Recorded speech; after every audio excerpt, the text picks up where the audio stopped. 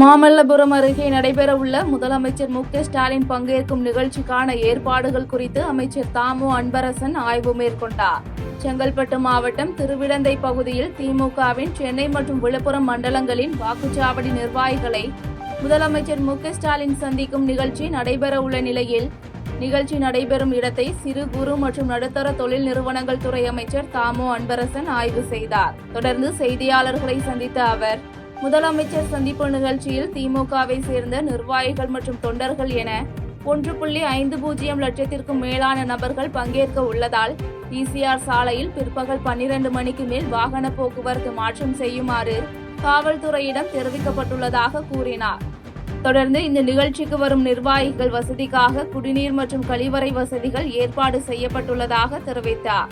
சென்னை மண்டலம், விழுப்புரம் மண்டலம், அந்த மண்டலத்துக்கு உட்பட்ட 49 தொகுதிகளில் அடங்கியிருக்கிற வாக்குச்சாவடியில் இருக்கிற வாக்குச்சாவடி நிலை முகவர், அந்த வாக்குச்சாவடியில் இருக்கிற உறுப்பினர்கள் எல்லாம் ஒருங்கிணைந்து கிட்டத்தட்ட இந்த 49 தொகுதியில் 1.5 லட்சம் பேருக்கு மேலே வராங்க நாளைக்கு.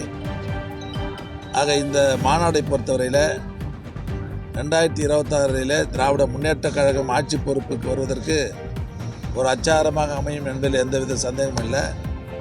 ஆக இந்த மாநாட்டிற்கு வரக்கூடிய நம்முடைய தோழர்கள் வந்து செல்வதற்கு வேண்டிய எல்லா வசதிகளும் ஏற்பாடு செய்யப்பட்டிருக்கிறது.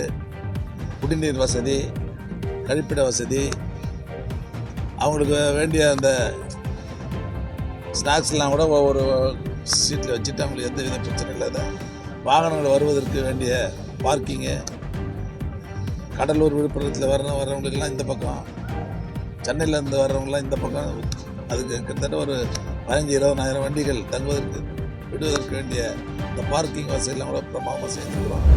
மத்திய அரசு ரயில்வே திட்டங்களுக்கு அறிவிப்பு வழங்கிவிட்டு நிலம் கையகப்படுத்த உரிய நிதி ஒதுக்குவதில்லை என திருச்சியில் அமைச்சர் சிவசங்கர் குற்றம் சாட்டியுள்ளார். திருச்சியில் போக்குவரத்து துறை அமைச்சர் எஸ். சிவசங்கர் செய்தியாளர்களை சந்தித்தார்.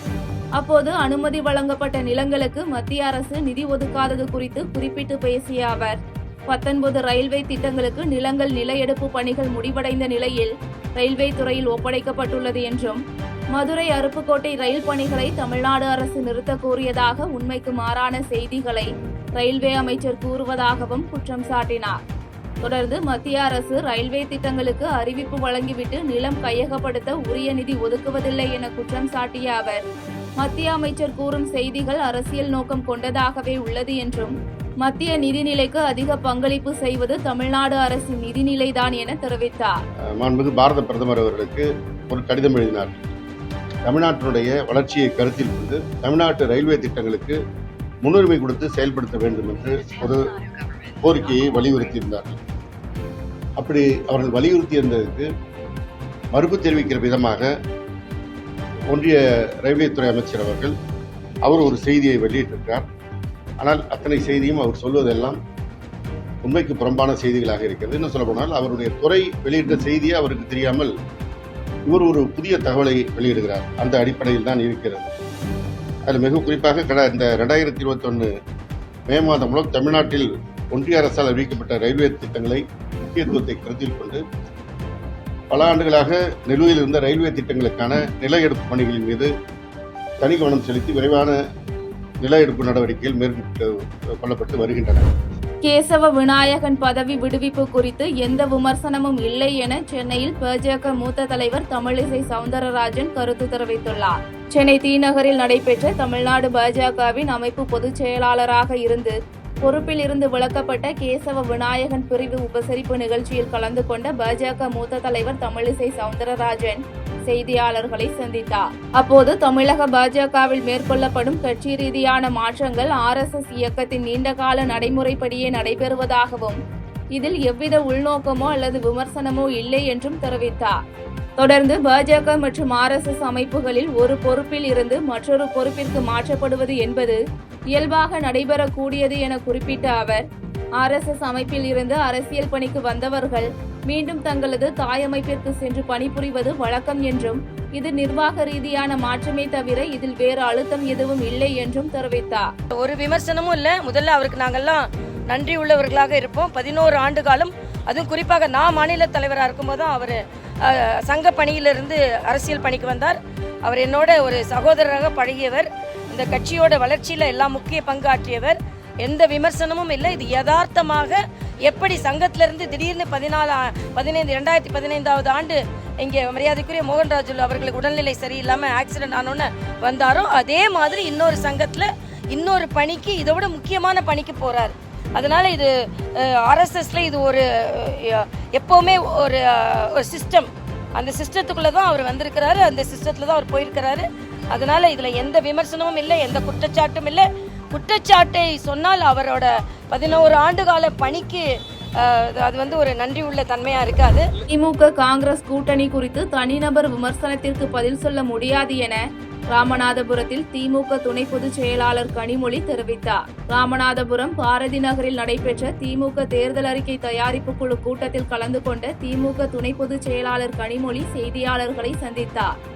அப்போது திமுக அரசின் வாக்குறுதிகளில் 400க்கும் மேற்பட்ட வாக்குறுதிகள் நிறைவேற்றப்பட்டதாகவும், ஒரு சில வாக்குறுதிகள் மத்திய அரசின் ஒத்துழைப்பு இல்லாமல் நிறைவேற்ற முடியாமல் போனதாகவும் தெரிவித்தார். தொடர்ந்து ராமநாதபுரம் மாவட்டத்தில் இருந்து பெரும்பாலான மக்கள் மற்றும் மீனவர்கள் பல்வேறு கோரிக்கைகளை முன்வைத்துள்ளதாக தெரிவித்த அவர், காங்கிரஸ் திமுக கூட்டணி உறவு வலுவாக உள்ளது என்றும் தனிநபர்களின் விமர்சனத்திற்கு பதில் சொல்ல முடியாது என்றும் தெரிவித்தார். தனி நபர்கள் பேசுவதற்கெல்லாம் ஒரு கட்சி பதில் சொல்லிட்டு இருக்க முடியாது. திராவிட முன்னேற்ற கழக தலைமைக்கும் காங்கிரஸ்ல இருக்கக்கூடிய தலைமைக்கும் ஒரு இணக்கமான நல்லுறவு இருக்கிறது. அதனால கூட்டணிக்கு எந்த பிரச்சனையும் இல்லை. அவங்க 2 பேரும் ஒருத்தரை ஒருத்தர் புரிந்து கொண்டு தேர்தலிலே வரக்கூடிய தேர்தலில் நிச்சயமாக இணைந்து செயல்படும். கரூர் அருகே காவிரி ஆற்றில் மணல் திருட்டில் ஈடுபட்ட மணல் லாரிகளை முன்னாள் அமைச்சர் எம்.ஆர். விஜயபாஸ்கர் கட்சி நிர்வாகிகளுடன் சென்று சிறைபிடித்ததால் பரபரப்பு ஏற்பட்டது. கரூர் மாவட்டம் மல்லம்பாளையம் காவிரி ஆற்றில் சட்டவிரோத மணல் திருட்டில் ஈடுபட்டதாக 5க்கும் மேற்பட்ட டிப்பர் லாரிகள் மற்றும் 5 ஹிட்டாச்சி வாகனங்களை முன்னாள் அமைச்சர் எம்.ஆர். விஜயபாஸ்கர் கட்சி நிர்வாகிகளுடன் சென்று சிறைபிடித்தார். தொடர்ந்து செய்தியாளர்களை சந்தித்த அவர், இந்த இடம் மட்டுமின்றி மேலும் 3 இடங்களில் கோடிக்கணக்கில் மணல் திருட்டு நடைபெறுவதாகவும், இதுகுறித்து காவல்துறை, வருவாய்த்துறை, மாவட்ட ஆட்சியர் உட்பட அனைவரிடமும் புகார் கொடுத்தும் நடவடிக்கை இல்லை என குற்றம் சாட்டினார். தொடர்ந்து கடந்த 1 வருடமாக இந்த வேலை நடைபெறும் நிலையில் இதுகுறித்து காவல்துறைக்கும் அதிகாரிகளுக்கும் தெரியாமல் இருக்க வாய்ப்பு இல்லை என தெரிவித்த அவர், தற்போது இதுகுறித்து மாவட்ட ஆட்சியர் மற்றும் காவல்துறை ஐஜிக்கு தகவல் கொடுக்கப்பட்டுள்ளது என்றும், அதிகாரிகள் வருவார்கள் என்றும் எதிர்பார்ப்பதாகவும் தெரிவித்தார். இது கவர்மெண்ட் பர்மிட் பாரி மாதிரி சண்டிங் அடிச்சு இங்க அள்ளி கொண்டு போய் அங்க கொட்டுறாங்க. அங்கிருந்து லோட் ஆகிட்டு இருக்குது. இது இல்லாம இந்த இடம் இல்லாம இன்னும் 3 இடம், மொத்தம் 4 இடத்துல கோடி கோடியா கொள்ளையடிச்சுட்டு இருக்காங்க தினந்தோறும். ஒரு நாளைக்கு மினிமமா 2 to 3 கோடி ரூபாய்க்கான மணல் வெளியில போகுது.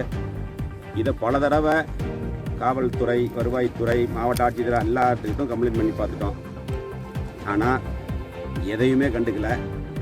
இது கிட்டத்தட்ட இப்போ மணல் அள்ளிக்கிறது ஒரு 3 to 4 கிலோமீட்டர் டிஸ்டன்ஸ். இந்த ஒரு ரீச்சில் மட்டும் 2 லிங்க் பண்ணிட்டாங்க. ஒரு 4 கிலோமீட்டர் தூரத்துக்கு கடந்த 1 வருஷமாக இந்த வேலை நடக்குது. காவல்துறைக்கு தெரியாமல், அதிகாரிகளுக்கு தெரியாமல் இதுக்கெல்லாம் வாய்ப்பே கிடையாது. செய்திகளை உடனுக்குடன் தெரிந்து கொள்ள கீழ்கண்ட கேபிள் மற்றும் டிடிஎச் நெட்வொர்க்குகளில் எம்நாடு செய்தி தொலைக்காட்சியை காணுங்கள். பாதகம் செய்பவரை கண்டால் நாம் பயம் கொள்ளலாகாது பாப்பா. மோதி முடித்துவிடு பாப்பா, அவர் முகத்தில் உமிழ்ந்து விடு பாப்பா. அண்மை செய்திகளை உடனுக்குடன் தெரிந்து கொள்ள இணைந்திருங்கள் எம்நாடு தொலைக்காட்சியுடன்.